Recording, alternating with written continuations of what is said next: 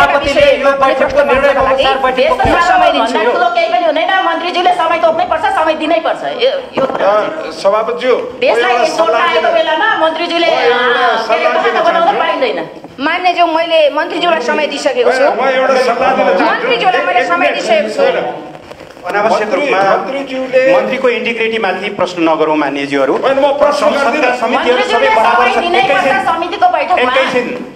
समितिका संसदका सबै समितिहरू बराबरै होलान् अर्को कुनै समितिले समय लिएको छ म के गरौँ भन्न त पाइन्छ होला नि कुनै समिति हुन सक्दैन कस्तो कुरा गर्नु मान्य सभापति हो पहिलो कुरा म यही विषयमै के राजनीतिक दल छ देश छ जनता यही विषयमै म सबभन्दा पहिले आफ्ना कुरा राख्न चाहन्छु अहिले विदेशमा अलपत्र परेका नेपालीहरूको समस्या अरू विभिन्न विषयमा विभिन्न समितिहरूले समयहरू लिइरहनु भएको छ आज मात्रै पनि राज्यव्यवस्था समितिले पनि समय लिनुभएको थियो हिजो म काफी कन्फ्युज पनि भएँ एकचोटि हाम्रो समितिले फेरि एकचोटि राज्यव्यवस्था समितिले पछि संयुक्त बैठक हुने हो भनेर बिहान फेरि राज्यव्यवस्था समितिको सभापतिले उता बोलाउनु भयो फेरि सभापतिले होइन भन्नुभयो यो खालको स्थिति पनि छ अरू समितिहरूले पनि बोलाइरहनु भएको छ त्यस भएर समितिहरूका बैठकहरूको बिचमा तालमेल मिलाएर म नआउने प्रश्नै भएन तर यहाँ मलाई आफ्नो कुरा भन्नै नदिकन तपाईँहरूले मन्त्रीको के काम छ यस्तो प्रश्न गर्ने हो र के काम छ अरू म व्यक्तिगत काममा लाग्नका निम्ति मैले समय नदिएको हो र कमसेकम मलाई आफ्ना कुराहरू भन्न त दिनुपर्छ होला नि त्यस कारणले गर्दाखेरि म अरू समितिले लिइसक्नु भएको समयलाई तालमेल मिलाएर म सभापतिज्यूलाई भन्छु सभापतिले त्यही अनुसार जानकारी दिनुहुन्छ होला यो त धेरै सिम्पल कुरा छ यति सिम्पल कुरालाई किन यति कम्प्लिकेसन बनाइरहेको हो मैले बुझिरहेको छैन म अन्तर्राष्ट्रिय सम्बन्ध समितिमा आउँछु अरू समितिमा आउँदिन भन्न मिल्छ र संसदका सबै समितिहरू त बराबरै होलान् यति कुरालाई यही टुङ्ग्याउँ भन्ने मेरो आग्रह छ यो समितिको निर्णय सकिनु पर्यो निर्णय हुनु पर्यो पहिले समितिमा चाहिँ समितिको बैठक कति बेला राख्ने समितिको कुरा हो म चाहिँ दुवै समिति सबै समितिहरूसँग समय तालमेल मिलाएर आउँछु यति सिम्पल कुरालाई कम्प्लिकेटेड नबनाऊ मान्यज्यू मान्य सभाज्यू यहाँ केही महत्त्वपूर्ण बैठक चाहिँ तुरुन्तै राख्ने कोसिस गर्नु पर्यो नेक्स्ट मिटिङको तोक्नु पर्यो डेट माननीयज्यू मन्त्रीज्यू बोलिरहेको बेलामा बिचमा नबोल्नुहोस् न किन कुरा काट्दै हुनुहुन्छ संसदीय नियमलाई त कम्तीमा पालन गरौँ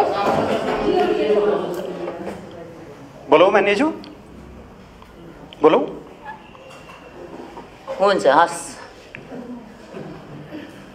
मान्य सभाज्यू पहिलो कुरा यहाँ अरू केही प्रश्नहरू पनि उठेका छन् सरकारसँग जोडिएका मलाई लाग्छ ती विषयहरू समितिको आजको एजेन्डाभित्र पर्दैनन् त्यसबाट म ती प्रश्नमा जान चाहिनँ अध्यादेश आदि इत्यादि कुराहरू अहिले म त्यसमा प्रवेश गर्न चाहिनँ दोस्रो केही विषयहरू केही शब्दहरू यहाँ प्रयोग भएका छन् म विनम्रतापूर्वक त्यसलाई अस्वीकार गर्न चाहन्छु आत्मसमर्पण कुर्सी आदि इत्यादि जस्ता प्रश्नहरू यस्ता शब्दहरू यो सम्मानित सदनमा प्रस्तुत गर्नु पूर्व अलिकति गम्भीरतापूर्वक ध्यान दिनुपर्छ भन्ने मलाई लाग्छ आत्मसमर्पण वर्तमान सरकार र व्यक्तिगत रूपमा म कल्पनाभन्दा बाहिरको कुरा हो यति सिरियस एलिगेसनहरू उठाइरहँदाखेरि हामीले अलिकति विचार पुर्याउनु पर्छ होला जस्तो मलाई लाग्छ सिङ्गो राष्ट्र एकताबद्ध भएर राष्ट्रिय हितको जगेर्ना गर्न लाग्नुपर्ने बेलामा यस्ता खालका बहसहरूले हामीलाई कहीँ पनि पुर्याउँदैनन्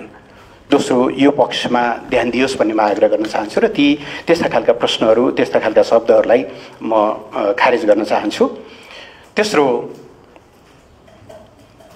विगतमा भएका केही प्रश्नहरू साथीहरूले उठाउनु भएको छ मान्यज्यूहरूले उठाउनु भएको छ मान्य सभाज्यू म विथ ड्यु रेस्पेक्ट विगतमा विभिन्न समयमा प्रयासहरू भएका छन् र ती प्रयासहरूलाई हामीले निरन्तरता दिँदै यो बिन्दुसम्म आइपुगेका छौँ यही प्रश्नमा पनि कुरा गर्दाखेरि तत्कालीन प्रधानमन्त्री सुशील कोइरालाको प्रधानमन्त्रीत्व कालमा जति बेला महेन्द्र पाण्डे परराष्ट्र मन्त्री हुनुहुन्थ्यो लिपुलेखको विषयमा सरकारले डिप्लोमेटिक नोट पठायो त्यसको निरन्तर फलोअप पनि गरिरहेका छौँ त्यस पछाडि यो सीमा समस्याको बारेमा अध्ययन गर्न एउटा कार्यदल पनि बन्यो र त्यही जगमा टेकेर 2016मा दुवै देश सम्मिलित दुवै देशका प्रधानमन्त्रीले नियुक्त गरेका विज्ञहरू सम्मिलित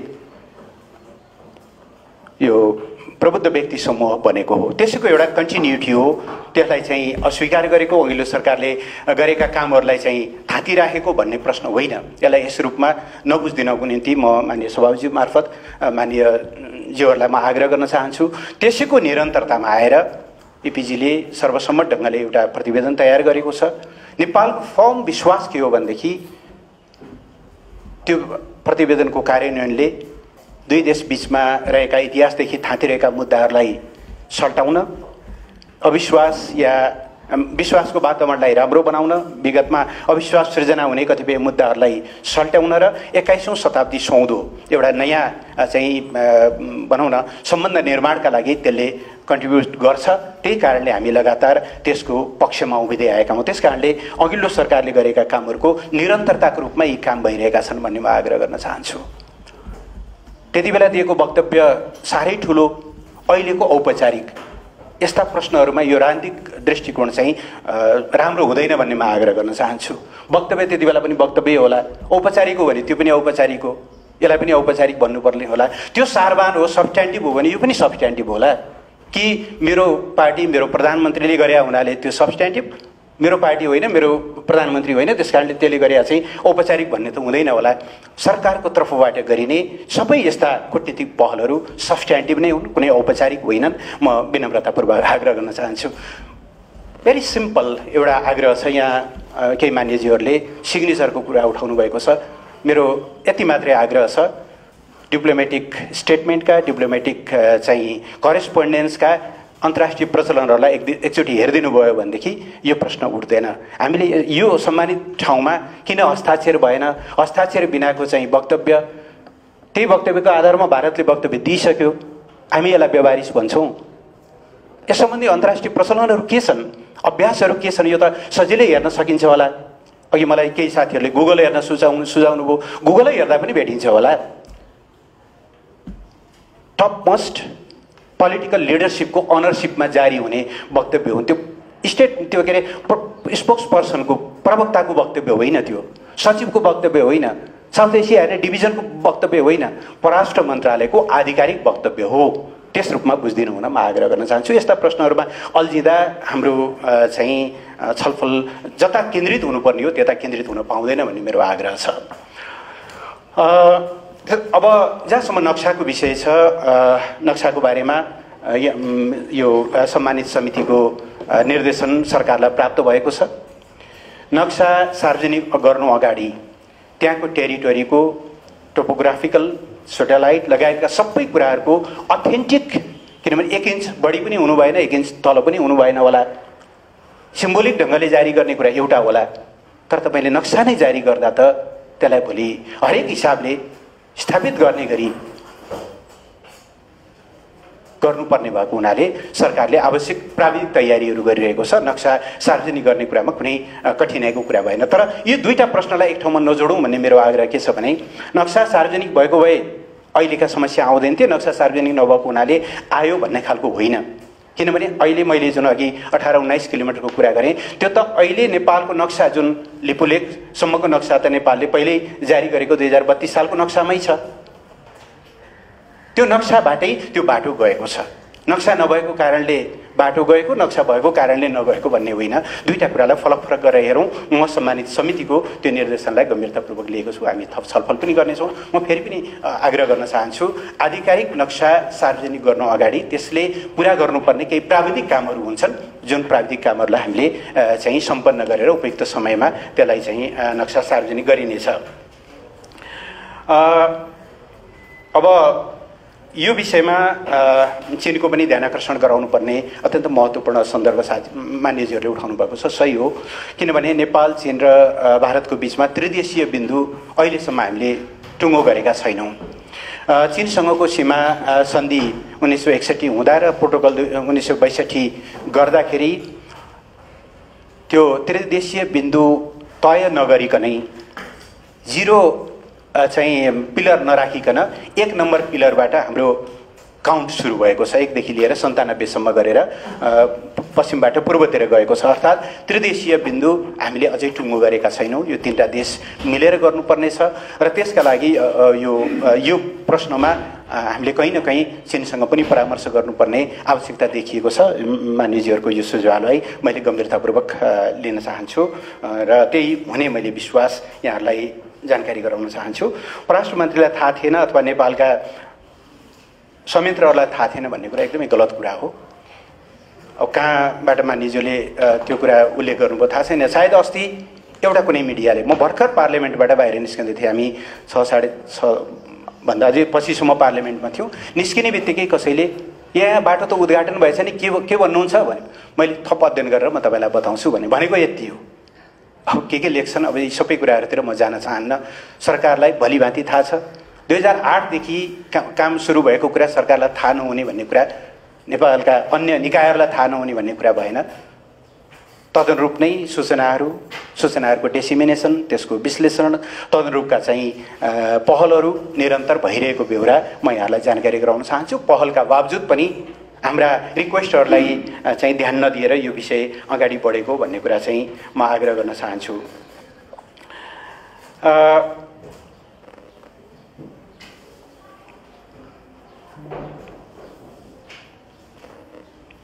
अब अन्तर्राष्ट्रियकरणको बारेमा साथीहरू मानिसहरूको केही सुझाव छ। म यस बारेमा पछि अलि सविस्तार छलफल गर्न चाहन्छु। तर हामीलाई थाहा छ यस्ता प्रश्नहरूमा हामीले बहुत सोची विचारिकन मात्रै कदम चाल्नुपर्ने हुन्छ। नेपाल सरकारको विश्वास द्विपक्षीय कूटनीतिक वार्ताबाटै समाधान गर्न सकिन्छ भन्ने छ। हामी अहिले त्यसबाहेक अर्को कुनै बाटोमा अर्को कुनै विकल्पको बारेमा चाहिँ सोचेका छैनौँ। म बोल्दैछु मान्यज्यू, सभापतिज्यूको समय लिएर बोल्नु होला। मान्यज्यू तपाईँलाई मैले अनुरोध गरेँ, मन्त्री बोल्दै हुन्छ, मन्त्रीलाई समय दिएको छु मैले। कम्तीमा यो संसदीय मर्यादालाई पालन गर्नुहोस् हजुर। यो नक्सा छैन, मैले नक्सा भेटिनँ। हामी सबैले के नबुझौँ भने नि आफूले बुझेका कुरा मात्रै अन्तिम सत्य हुन् भन्ने होइन। मैले बुझेका पनि सबै सत्य नहुन सक्छन्, या मैले सबै सत्य थाहा पाएको छु भन्ने होइन। मैले पढिनँ, त्यस कारणले गर्दा नेपालको त सुगौली सन्धिको नक्सै छैन भन्ने होइन। सुगौली सन्धि सम्बन्धी नक्सा छ, त्यस पछाडिका पटकका नक्साहरू छन्। मैले यही समितिमा धेरैचोटि भनेको छु। मलाई लाग्छ नापी विभागको डिजीले पनि धेरैचोटि त्यो कुराहरू बताउनु भएको छ, कुन नक्सा कस्ता छन् र कहिलेदेखि नक्साहरूमा अलिकति त्यो म्यानिपुलेसन सुरु भएको छ भनेर। त्यस कारणले नक्सा छैन भनेर हाम्रो आफ्नो अडानलाई कमजोर गर्ने गरी कमसेकम यो सदन, यो सम्मानित समिति नबोलोस्, कुनै पनि मान्य सदस्यहरू नबोलिदिनुहोस् भन्ने मेरो आग्रह छ। त्यसले हामीलाई बल पुर्याउँदैन, अरू कसैलाई बल पुर्याउँछ। अरू कसैलाई बल पुर्याउने काम चाहिँ हामीले गर्नुहुन्न भन्ने म आग्रह गर्न चाहन्छु। यो जनतालाई भ्रमित पार्ने राजनीति होइन, राष्ट्रिय हितलाई रक्षा गर्ने कुरा हो। त्यस कारणले यसलाई त्यही गम्भीरताका साथ बुझ्दिन म आग्रह गर्न चाहन्छु। मान्य सभापतिज्यू, मैले आज प्रतिनिधि सभामा पनि यस सम्बन्धमा जानकारी दिनुपर्नेछ, त्यसो भएको हुनाले मैले केही तयारीहरू गर्नुपर्नेछ। म यो अन्य समितिहरूले लिएको समयसँग तालमेल गरेर माननीय सभापतिज्यूलाई समितिको मतलब यो बैठकका निम्ति समय उपलब्ध गराउने नै छु। मेरो कर्तव्य नै हो यो आफू सम्बद्ध बैठकमा आउने। छलफल चलोस्, भोलि बिहानै गर्ने भन्नुहुन्छ भने पनि बैठक गर्दै गर्नु होला। म आउन सक्ने नसक्ने म यकिन भन्न सक्दिनँ, तर यहाँहरूले दिने निर्देशनहरू या समितिका निष्कर्षहरूलाई सरकारले गम्भीरतापूर्वक लिनेछ। धन्यवाद।